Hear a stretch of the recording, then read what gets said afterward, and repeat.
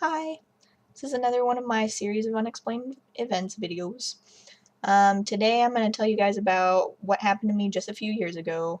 I was in high school. I want to say this was probably my junior year, but I'm actually not entirely positive which one. I know I was definitely not a freshman, so that's all that's all I can be positive about. Um, this is basically kind of hard to explain. There's a lot of family details that go into this, so I'm sorry if this gets long-winded. Um, I have always been really, really close to one of my cousins. My cousin's name is Mandy. Um, Mandy's dad is my dad's brother. So I spent a ton of time with their family, especially in like sophomore year of high school in particular. Like I was over there almost every weekend. It was kind of like having divorced parents, but my parents are not divorced. So I was shared between two families a lot. Um, and they have my Aunt Robin is Mandy's mother. Robin had a brother whose name was Rob. I have a cousin named Robbie, so not to confuse the two, but Rob is her brother. And I had a dream in high school that he had died, and it was a really weird dream because in the dream I was laying in my bed and I was like in the ceiling, but like above the ceiling fan, like I could look down in my room, and the lights in my room were on. It was nice and bright, and I was just sitting up in bed, talking to someone standing next to my bed. And it wasn't like I could see very clear detail. Like I had a general impression of what he looked like, and I honestly I think I've only met that guy like maybe 3 or 4 times in my whole life. So it's not the type of person that I would just like see all the time and dream about. So it was really weird. But I had a dream that he had died and came to talk to me and tell me basically that he was really sorry and he wanted everybody to know that he was okay.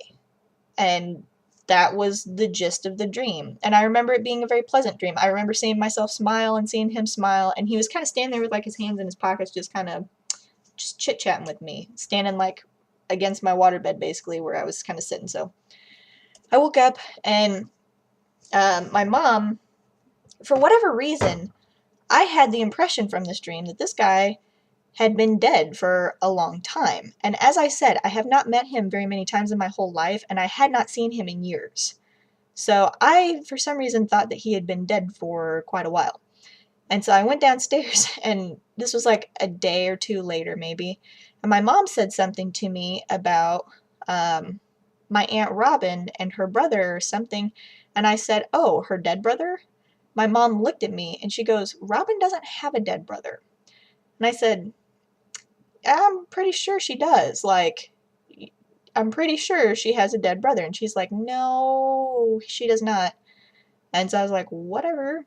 And so I walked off, and my mom later came up and basically told me he had committed suicide the day before, like within the last couple of days. He had killed himself, and we got invited to the funeral. So, that was an interesting experience. And I felt really awkward about it. There were a lot of awkward feelings surrounding him in general. He had a daughter and had um, ended up coming out as gay and was with a boyfriend at the time. And I guess from what I recall, he took a bottle of pills and went on a walk and just died. Um, and it was very, very sad, and it was just terrible. And the whole time I'm just thinking like, oh my god, this guy showed up and told me something, and I feel like I need to tell other people, but I didn't want to say that in the middle of all this grieving and all of this. So I waited like 4 or 5 years until we were at Scary Night, and I had told my mom before we got to our Scary Night, this was last year, I had told her because I was thinking about it, and I said, "Do you think I should tell people about that now? Because I don't know."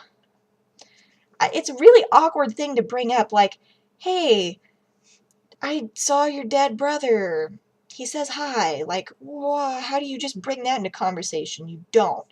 So when we were all outside telling and sharing experiences of strange dreams and all these things we had, I people know that I always have interesting stories, usually in relation to myself. So I think one of my cousins turned to me and said, "Do you have anything to talk about?" And I kind of looked at my mom.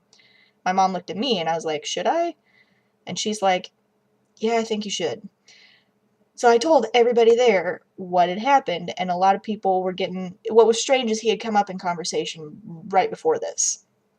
And so I decided this was a really good time. Everyone was already thinking about it. And so I told everybody, and they basically told me thank you. And, they cried a little bit and they said, "We're really glad that he's in a better place then." Because that's basically exactly what he told me to say, is that he was sorry and he was okay.